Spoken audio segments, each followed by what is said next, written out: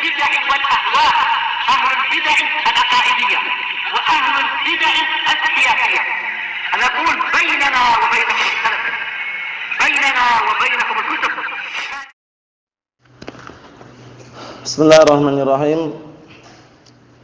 Alhamdulillahilladzi arsala rasulahu bil huda wa dinil haq liyudhhirahu 'alad dini kullihi wa kafaa billahi shahida. Wa ashhadu an la ilaha illallah wahdahu la syarikalah iqraran bihi wa tauhida. Wa ashhadu anna Muhammadan 'abduhu wa rasuluh sallallahu alaihi wa ala alihi wa sallama tasliman mazida la nabiyya ba'dah. Perhatikan baik-baik. Ikhwani fi din, azzani wa jazakumullah. Kita lanjutkan bacaan kita terhadap At-Tafsir Al-Muyassar. Yang terakhir kita ambil adalah tafsir firman Allah Subhanahu wa taala ayat yang ke-98 dari surat Ali Imran, juz yang keempat. Sekarang kita akan masuki ayat yang ke-99 mengenai teguran Allah Subhanahu wa taala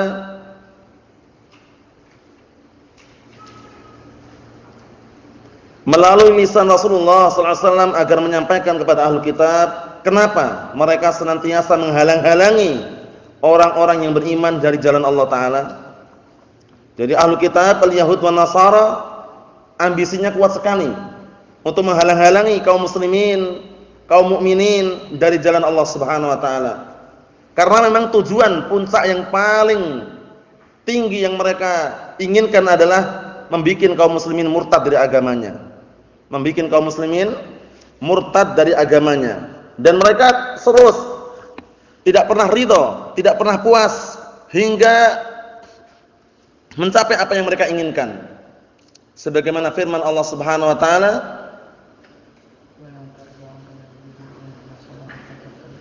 "Na'am, walan tarda 'ankal yahudu walan nasara hatta tattabi'a millatahum." Inilah tujuan mereka, ambisi mereka. Tidak akan pernah ridha orang Yahud dan Nasara hingga engkau mengikuti agama mereka. Jadi sebelum kita semuanya mengikuti agama mereka, mereka enggak akan puas. Terus menempuh cara-cara yang bisa membikin orang itu keluar dari agamanya, membikin orang itu keluar dari jalan yang lurus. Allahul musta'an. Kita lihat, qala Allah Ta'ala berfirman, perhatikan baik-baik yang punya kitabnya. Yang tidak punya kitabnya juga perhatikan. Kita lihat, qul ya ahlal kitabi lima tasudduna 'an sabilillah man amana tabghunaha 'iwaja wa antum syuhada wa ma Allahu bighafilin 'amma ta'malun. Katakanlah wahai Nabi kepada ahlu kitab, wahai ahlu kitab, kenapa kalian menghalang-halangi dari jalan Allah orang yang beriman dalam keadaan engkau menginginkan jalan Allah Ta'ala tersebut bengkok dan berpaling? Maksudnya apa? Maksudnya dalam keadaan kalian wahai ahlu kitab menginginkan orang-orang yang beriman berpaling dari jalan yang lurus. Allahul musta'an. Wa antum syuhada, padahal kalian menyaksikan, dalam keadaan kalian menyaksikan bahwasanya agama yang aku bawain agama yang benar. Posisinya mereka menghalang-halang itu bukan karena enggak tahu, mereka tahu. Tahu bahwasanya agama yang dibawa Rasulullah itu benar. Cuman inilah yang namanya barakallahu fikum karakter yang jelek. Dalam artian mereka terus berupaya, sudah tahu kebenaran itu berada pada agama yang dibawa oleh Rasulullah sallallahu alaihi wasallam, mereka berupaya tetap bagaimana caranya kaum mukminin melenceng atau bengkok atau berpaling dari agama yang lurus tersebut. Wa ma Allahu bighafilin 'amma ta'malun, dan Allah Subhanahu wa taala tidaklah lalai terhadap apa yang kalian kerjakan. Jadi semua yang kalian kerjakan Allah Taala mengetahuinya. Naam. Ikhwani fi din, azzani wa jazakumullah. Ini termasuk ayat yang sangat mulia yang disebutkan oleh para ulama sebagai dalil mengenai orang-orang yang berupaya untuk memalingkan kaum muslimin dari agama Allah Subhanahu wa taala, memalingkan ahlus sunnati wal jamaah dari jalan yang benar, jalan yang lurus, dikhawatirkan ada benih-benih pemikiran al-Yahud wan Nasara. Naam, karakter-karakter orang Yahud wan Nasara, memutarbalikkan fakta, taklibul haqa'iq, menyamarkan yang hak dengan yang batil, yang batil dengan al-haq, seperti itu. Kita lihat tafsirannya. Qala al-mufassirun asabahumullah, qul ayyuhar rasul lil yahud wan nasara. Jadi ahlul kitab itu orang Yahud wan Nasara, ahlul kitab. Jadi kalau dengar ahlul kitab siapa? Al-Yahud wan Nasara. Kafir enggak mereka? Kafir, harus yakin. Nah, barakallahu fikum, yang ragu justru dikhawatirkan dia sendiri yang kafir. Allahul musta'an. Kita lihat di sini. Katakanlah wahai Rasul kepada ahlul kitab al-Yahud wan Nasara, lima tamna'una minal Islam man yuridu ad-dukhula fihi tatlubuna lahu zaygan wa mailan 'anil qasdi wal istiqamah. Katakanlah kepada mereka wahai Rasul, kepada orang Yahud dan Nasara, kenapa kalian menghalang-halangi dari agama Islam orang yang ingin masuk ke dalam agama Islam? Jadi orang ingin masuk ke dalam agama Islam dihalang-halangi. Jangan, agama Islam itu agama yang keras, agama teroris katanya, agama yang suka meneror. Nah, bom sana, bom sini, keributan sana, keributan sini. Kita katakan bukan. Justru agama Islam agama yang membawa rahmah, agama yang membawa kasih sayang, agama yang mengajak untuk bersatu, namun bersatu di atas apa? Tali Allah Subhanahu wa taala, yaitu Al-Qur'an dan As-Sunnah. Sebagaimana firman Allah Subhanahu wa taala, wa'tasimu bihablillahi jami'an wa la tafarraqu. Dan berpegang teguhlah kalian semuanya dengan tali Allah, yaitu Al-Qur'an was sunnah, dan jangan bercerai-berai. Agama yang penuh dengan rahmah. Nah, barakallahu fikum. Wa ma arsalnaka illa rahmatan lil alamin. Dan tidaklah aku utus engkau wahai Muhammad melainkan sebagai rahmah kasih sayang terhadap alam semesta ini. Jadi sangat keliru orang-orang yang menuduh bahwasanya agama Islam agama teroris atau yang semisalnya. Kita katakan terorisme bukan ajaran Islam. Nah, meneror, membuat kegaduhan, membuat keributan, bom sana, bom sini, bunuh diri, bukan ajaran Islam. Bahkan ajaran Islam melarang hal tersebut. Oleh karena itu, di sana ada oknum-oknum yang jahat berupaya menghancurkan agama Islam, mengatasnamakan Islam. Hati-hati. Nah, barakallahu fikum. Antum saksikan orang-orang yang berjubah, berjenggot, kadang bersorban juga, dikit-dikit takbir Allahu Akbar. Oh, takbir keras sekali, bom sana, bom sini, teriak sana, teriak sini, jihad, jihad. Hati-hati. Nah, barakallahu fikum, dikhawatirkan itu adalah pemikiran yang rusak, menyusup di tengah-tengah apa? Agama Islam, itu menghancurkan Islam sendiri. Akhirnya apa? Akhirnya nama Islam jelek.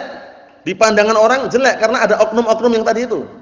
Nah, Islam itu garis apa? Garis yang umum. Di situ ada Ahlus Sunnah yang mereka gunakan pakaiannya bagaimana?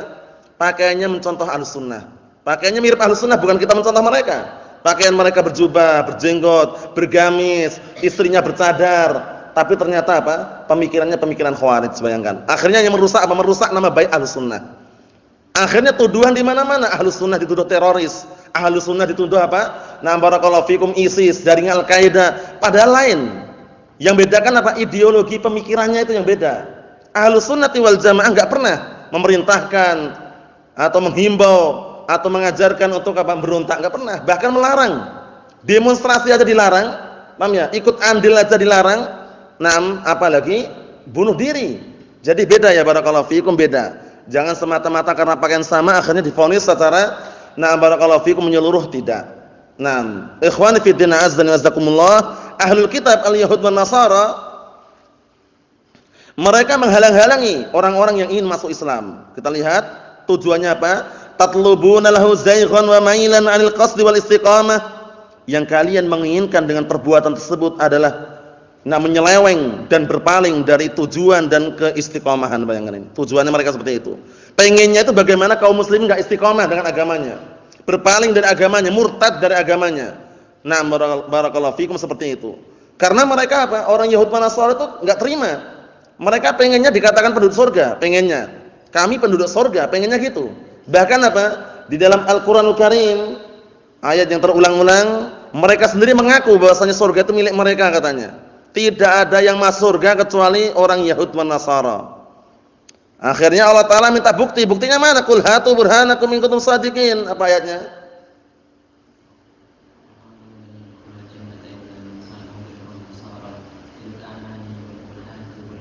Tilka? Apa?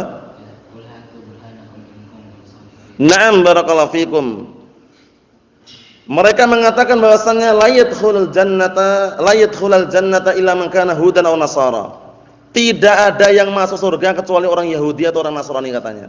Yang lainnya enggak boleh. Jadi seakan-akan mereka kapling sudah, itu surga dikapling oleh mereka. Nah, enggak ada masuk surga kecuali orang Yahud dan Nasara katanya. Nah, Allah Taala mengatakan tilka amaniyuhum, itu angan-angan mereka saja. Angan-angan mereka tok itu sebenarnya. Ditantang Allah Taala, qul hatu burhanakum in kuntum shadiqin. Datangkanlah argumen kalian, bukti kalian, dalil kalian kalau kalian benar-benar jujur. Nah, tidak bisa karena orang Yahud mereka maghdub, dimurkai Allah Taala. Orang Nasara dhalun, orang-orang sesat. Karena orang Yahud mereka apa? Sifatnya apa orang Yahud? Dalam surat Al-Fatihah itu maghdub, kenapa dimurkai Allah Taala? Nah, karena mereka tidak beramal dengan ilmunya, jangan terbalik. Nah, karena apa? Karena mereka tidak beramal dengan ilmunya. Jadi punya ilmu banyak tapi enggak mengamalkan. Itu ciri-ciri orang Yahud. Nah, alimu wa lam ya'malu. Orang Nasara kenapa sesat? Naam, amilu bila ilmin. Orang Nasara sesat karena mereka beramal tanpa ilmu. Allahul musta'an. Ikhwani fid din, azza wa jazakumullah. Sudah kami jelaskan berkali-kali, orang yang berilmu itu insyaallah kalau dia mengamalkannya bisa menyelamatkan dirinya dan menyelamatkan orang lain. Tapi kalau orang yang semangat ibadahnya ahlu ibadah saja tapi tanpa didasari oleh ilmu, itu dia tidak bisa menyelamatkan dirinya dan orang lain. Sebagaimana kisahnya sudah kita lewati, kisah 99 jiwa yang dibunuh oleh salah seorang itu. Tanya kepada ahli ibadah dia, wahai ahli ibadah, aku telah membunuh 99 jiwa, masih ada pintu taubat atau enggak? Kata ahli ibadah, bayangkan ahli ibadah yang tidak punya ilmu, dia mengatakan enggak ada pintu taubat, dibunuh sekalian orangnya. Paham ya? Karena enggak punya ilmu.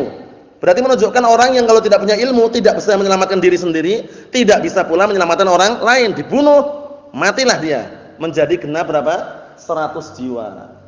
Ini enggak puas juga orang ini. Tanya lagi kepada ahlul ilm, tanya kepada orang yang berilmu. Coba bayangkan jawabannya lain. Orang yang berilmu ditanya, aku sudah membunuh berapa? 100 jiwa. Apakah masih ada pintu taubat? Jawabannya orang yang berilmu, masya Allah, berbobot dan juga apa? Menyelamatkan dirinya dan orang lain. Orang yang berilmu tadi mengatakan, apa yang menghalangi antara dirimu dengan taubat? Bayangkan ini. Enggak ada yang menghalangi. Karena orang itu walaupun punya dosa setinggi langit, sedalam lautan, sebesar apa? Gunung. Itu kalau dia taubat dengan taubat yang nasuha diterima. Jangan bilang tidak diterima insyaallah. Paham ya? Nah, barakallahu fikum. Tapi syaratnya taubat yang nasuha, taubat yang jujur, taubat yang benar. Karena syarat-syarat diterimanya taubat ada, sebutkan.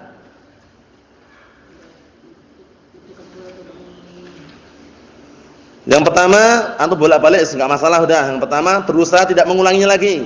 Kedua, ikhlas. Ketiga,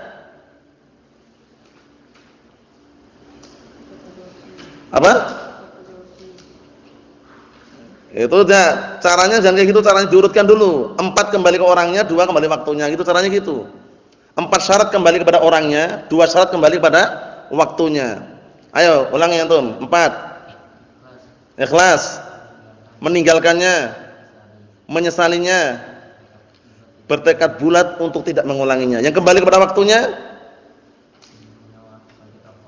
sebelum nyawa sampai kerongkongan atau tenggorokan. Terus kedua,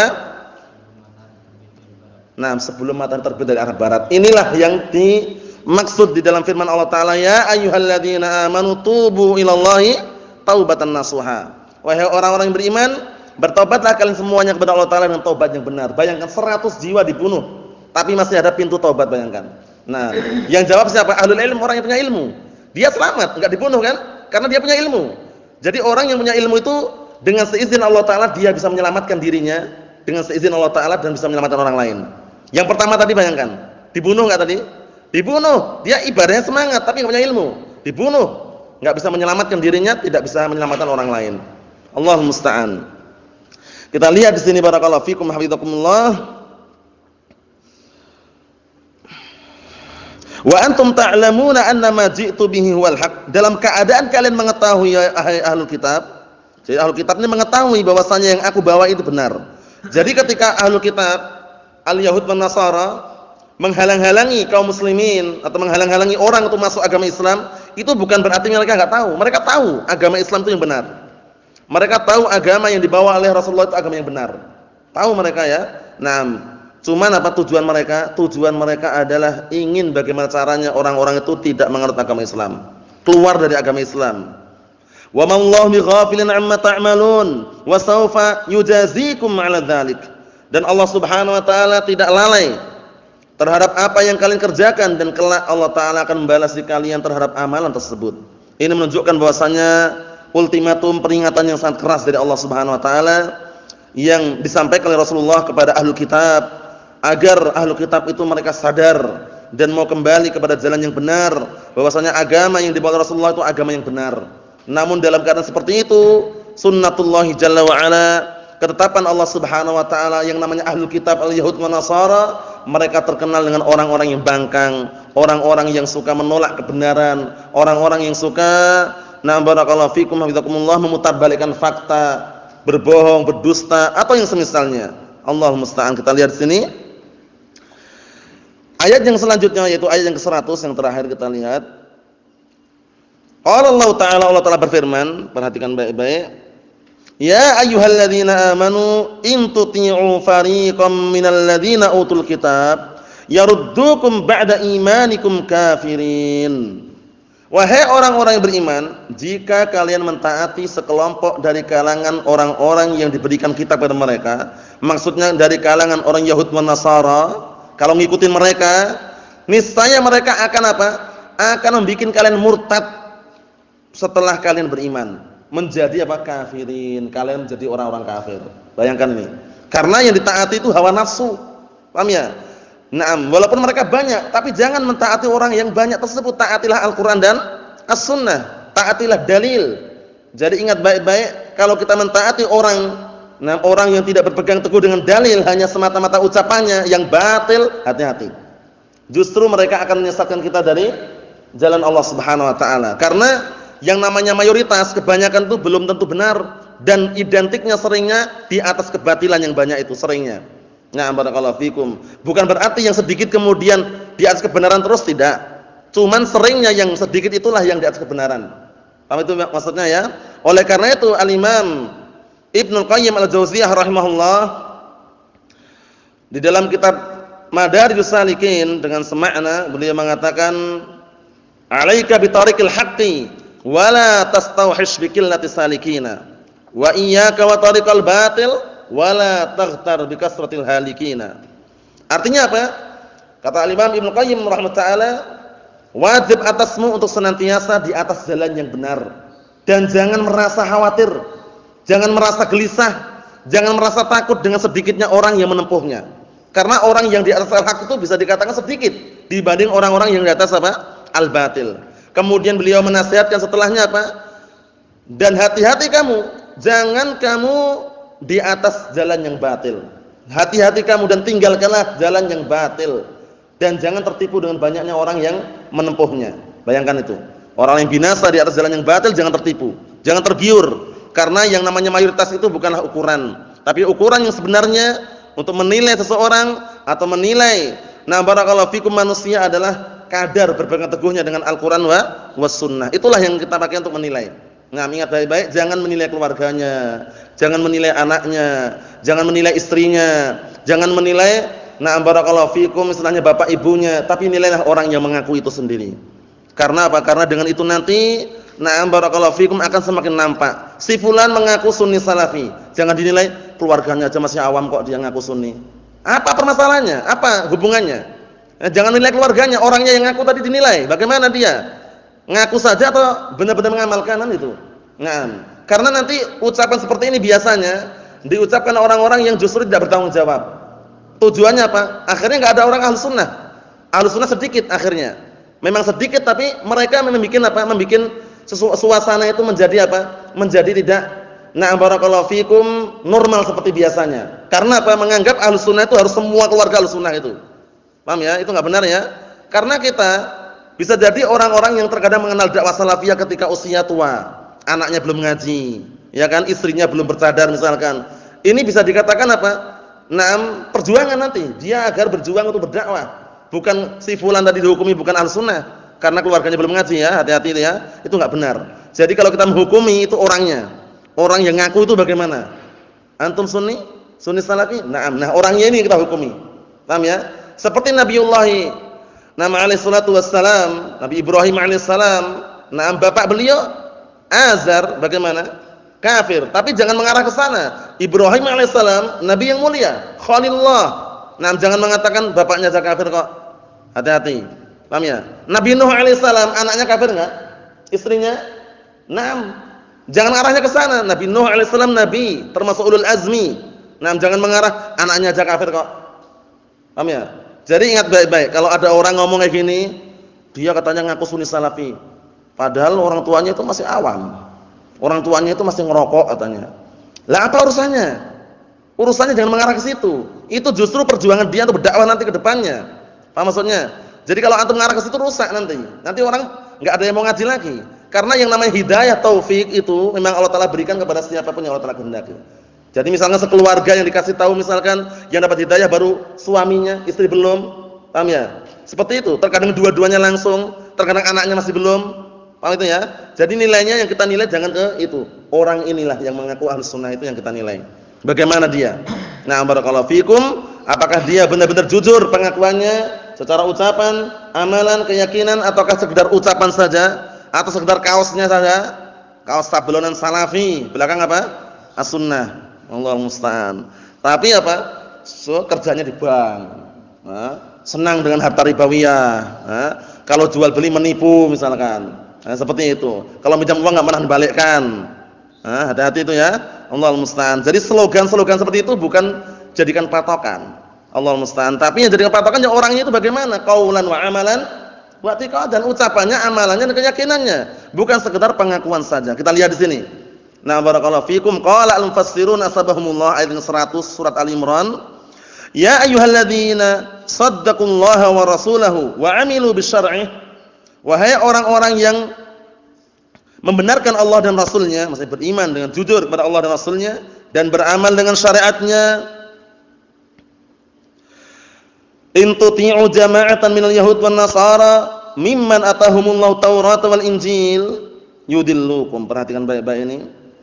Wahai orang-orang yang jujur imannya kepada Allah dan Rasulnya dan beramal dengan syariatnya, jika kalian mentaati sekelompok dari kalangan Yahud dan Nasara, dari kalangan orang-orang yang telah diberikan kepada mereka kitab yaitu Taurat dan Injil, yudillukum, niscaya mereka akan apa? Menyesatkan kalian. Ini menunjukkan bahwasanya yang diikuti itu jangan orangnya, ikutilah dalilnya. Kalau antum atau kita ngikutin orangnya, orang yang sesat terkadang kita ikut sesat juga. Paham ya? Kalau antum sudah ta'assub fanatik dengan ustaz tertentu, wahana kalau enggak sama ustaznya enggak mau. Lah walaupun benar biarin. Ana enggak mau, pokoknya harus sama ustaz A itu. Hati-hati. Itu hati-hati. Karena apa? Karena nanti ada semacam pemikiran yang mengarah kepada apa? Memiliki pemikiran yang mengarah kepada maksum. Jadi nanti menganggap dia itu maksum. Ustaz ini maksum, syekh ini maksum.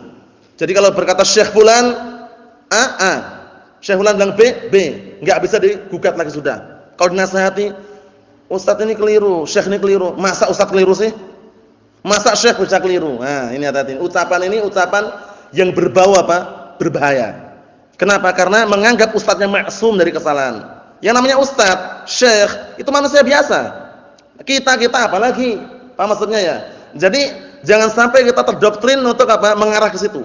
Yang kita bela itu al-haq, Al-Qur'an was sunnah. Selama ustaz fulan atau syekh fulan kokoh di atas Al-Qur'an was sunnah qaulan wa amalan wa i'tiqadan, na'am, aywa, silakan. Diterima, dilanjutkan, belajar. Oh ya, seperti itu. Tapi kalau misalkan syekh fulan, ustaz fulan menyimpang, setelah diingatkan, ditegakkan hujah padanya tetap dia menyimpang dan tidak mau kembali kepada jalan yang benar, assalamualaikum. Paham ya? Karena kita enggak bela ustaznya. Yang kita bela itu al-haq yang kita bela. Paham ya? Jadi kita membela seseorang sesuai dengan apa? Bi qadri tamassukihi bil kitab was sunnah. Paham ya? Sesuai dengan kadar apa? Berpegang teguh dengan Al-Qur'an was sunnah. Itulah yang kita bela. Tapi kalau ta'assub asabiyah, sudah terlanjur dia ta'assub dengan ustaznya, ini walaupun keliru ustazku kok ini. Keliru-keliru biarin ustazku. Jadi jangan mau meninggalkan ustaz katanya. Tapi kamu meninggalkan al-haq. Biarin. Nah, gitu ujung-ujungnya situ. Jadi dinasihati ngayal dia, pengennya sama ustaz terus. Hati-hati itu ya. Hati-hati barakallahu fik, ma'asabiyah, fanatik termasuk perkara yang sangat berbahaya. Nah, hindari permainan-permainan mengarah kepada asabiyah, fanatik, hindari. Seperti voli, sepak bola, atau permainan-permainan yang sifatnya seperti itu, yang kira-kira apa? Yang kira-kira dilombakan, klub-klub dan semisalnya itu membuat orang asabiyah, fanatik. Coba bayangkan supporter-supporter itu. Kalau ketemu supporter A dengan supporter B itu biasanya ya, itu nggak bisa kalau misalkan salah satu kalah itu akrab, kelahi, tawuran, jelas asabiyah, fanatik. Paham ya, membela klubnya masing-masing. Nah, untuk kedepannya kami himbau kepada segenap para ikhwah dan santri dan kita semuanya, kalau beli kaos jangan beli kaos yang berslogankan sepak bola. Nah, PSIM Mataram Yogyakarta misalkan, hati-hati. PSS Sleman, kita di Sleman tapi nggak perlu ikut-ikutan kayak gitu. Paham ya? Nah, atau misalkan belakang kaos nomor 7 Ronaldo, nah, hati-hati. Allah musta'an. Hindari kaos-kaos sepak bola itu ya, karena dikhawatirkan mengarah pada asabiyah tadi. Masa kita mengagungkan orang-orang yang enggak jelas, bahkan orang kafiran itu. Nah, barakallahu fikum, kita enggak perlu nyari kaos-kaos yang misalkan polos atau tulisan-tulisan yang tidak berbau berbahaya seperti itu. Nah, barakallahu fikum, jadi hindari ya, Inter Milan, Juventus atau apa itu di pasar-pasar banyak itu kan, hindari. Nyari kaos-kaos yang kira-kira tidak mengarah kepada asabiyah, fanatik. Paham ya? Nah, barakallahu fikum, Allahul musta'an. Naam. Karena nanti pembahasannya ada dalam kitab-kitab mengenai kalau orang sudah terkena penyakit asabiyah itu susah untuk meninggalkannya. Fanatik terus, nyari terus kabar-kabar, nyari terus. Yang menang mana ya hari ini kira-kira? PSIS atau PSM, nyari terus dia. Sudah di pondok padahal. Allah musta'an, hati-hati itu, hati-hati ya. Hati-hati barakallahu fikum, karena ini pengalaman mendengar kabar-kabar yang ada itu di pondok mana saja kalau sudah terlanjur senang dengan sepak bola itu terkadang meninggalkan susah sekali. Dia enggak main sepak bola, cuman supporternya. Paham ya? Pendukungnya. Paham ya? Terkadang di pondok pun wah, belajar enggak fokus ya. Karena apa? Ternyata dia tahu hari ini pertandingan. Di pondok itu padahal. Nanti kalau pulang tanya, yang menang kemana yang menang? Allahul musta'an, hati-hati. Itu semuanya dihindari barakallahu fikum. Sekarang kita ini bagaimana caranya menghafal? Nah, barakallahu fikum, nama-nama para sahabat, para tabi'in atau yang semisalnya sesuai dengan kadar yang Allah Taala berikan kepada kita semuanya. Kita lihat di sini. Jadi hati-hati, jangan sampai kita mentaati sekelompok dari kalangan Yahud dan Nasara. Naam, karena yang kita bilang itu adalah apa? Al-haq, bukan semata-mata orangnya. Karena kalau kita ngikutin mayoritas orang di muka bumi ini, justru mereka akan menyesatkan kita dari jalan Allah Subhanahu wa taala. Dalilnya antum? Kalau kita mengikuti mayoritas orang di muka bumi ini, niscaya kita akan disesatkan oleh mereka dari jalan Allah Subhanahu wa taala. Ayo. Apa?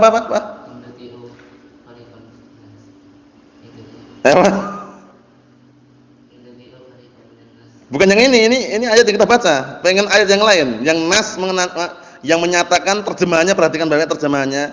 Jika engkau mentaati kebanyakan orang di muka bumi ini, udah tak gamblangkan ini ya, niscaya mereka akan menyesatkan engkau dari jalan Allah Taala. Ayo. Sudah ada gambaran belum? Antum? Belum juga? Antum? Ayo, Bayohan. Belum juga? Ibnu Umar? Ahmad? Ayo. Yudilluka. Nah, itu ayatnya. Pendek, simpel, singkat. Paham ya? Sering didengar, dihafal itu ya. Wa in tuti aktsara man fil ardi yudilluka an sabilillah iyattabi'una illa adzan wa inhum illa yakhrusun. Artinya apa? Artinya barakallahu fikum, jika engkau mentaati kebanyakan mayoritas orang di muka bumi ini, niscaya justru mereka akan menyesatkan kalian dari jalan Allah Taala. Karena mereka itu tidaklah mengikuti kecuali dugaan, sangkaan saja. Jangan-jangan kira-kira, paham ya? Tidaklah mereka berucap kecuali bohong. Nah, barakallahu fikum, hati-hati ya, hati-hati barakallahu fikum, karena yang kita ikuti adalah Al-Qur'anus Sunnah al-haq, sehingga banyak ujiannya, banyak cobaannya, banyak musuhnya, banyak halangan dan rintangan yang kita harus bersabar, berjuang, berkorban untuk menegakkan dan juga membela al-haq tersebut. Kita lihat, yudillukum, niscaya mereka akan menyesatkan kalian, wa yulqu ilaikum syubah fi dinikum, dan mereka akan apa? Akan menanamkan kepada kalian syubhat-syubhat terhadap agama kalian. Jadi jangan kita duduk-duduk dengan pengekor hawa nafsu. Hati-hati. Kalau kita duduk-duduk dengan pengekor hawa nafsu dari kalangan ahlu bid'ah ad-dhalal, dari kalangan al-muta'assibin, al-hizbiyun atau yang semisalnya, ini syubhat ini yang akan apa? Menyerang agama kita. Karena hati-hati kita itu lemah. Sedangkan syubhat bagaimana? Apa ungkapannya itu? Naam, al-qulubu dha'ifah wasyubahu khattafah. Hati itu lemah, sedangkan syubhat menyambar-nyambar. Syubhat itu apa? Menyambar-nyambar. Tahu menyambar? Ewa. Paham ya? Menyambar-nyambar. Maksudnya itu hati lemah sekali. Paham ya? Hati itu lemah. Oleh karena itu butuh barakallahu fikum penguat dan banyak-banyak berdoa. Ya muqallibal qulub, tsabbit qalbi ala dinik aw ala ta'atik. Itu doa yang paling bagus di antaranya. Naam. Kita lihat di sini, litarji'u jahidina lil haqq ba'da an kuntum mu'minina bih. Agar kalian semuanya kembali berpaling menolak menentang al-haq yang sebelumnya kalian beriman dengannya. Bayangkan ini, tujuan mereka seperti itu. Syubhat menyambar-nyambar. Fala ta'manuhum 'ala dinikum. Jangan kalian merasa aman dari mereka terhadap agama kalian, karena mereka pengekor hawa nafsu dan mereka adalah orang-orang yang justru mengandalkan akal atau yang semisalnya. Wala taqbalu lahum ra'yan aw masyuratan. Jangan menerima dari mereka, jangan kalian menerima pemikiran atau musyawarah yang ada pada mereka. Maksudnya bagaimana? Maksudnya seringnya pemikiran mereka dan juga hasil kesimpulan musyawarah mereka tidak berlandaskan al-haq. Itulah yang menjadi permasalahan. Hindari duduk-duduk dengan pengekor hawa nafsu. Hindari teman duduk yang jelek. Teman duduk yang jelek bagaikan apa kemarin? Bagaikan pandai besi, tukang las, paham ya? Nah, tapi teman duduk yang baik bagaikan penjual minyak wangi. Nah, Rasulullah mempermisalkan dalam hadis yang sahih. Nah, barakallahu fikum, permisalan orang yang apa? Orang yang memiliki teman duduk yang baik itu bagaikan orang yang berteman dengan penjual minyak wangi. Nah, kahamilil misk, penjual minyak wangi. Nah, kalau kan kita berteman dengan penjual minyak wangi, ima kita dekat-dekat dengan dia apa? Tercium bau wangi, atau terkadang kita beli minyak wanginya atau dikasih sama dia. Wangi enggak semuanya? Wangi. Aromanya harum. Paham ya? Si fulan itu Masya Allah sekarang rajin di masjid ya, ikut talim tiap hari.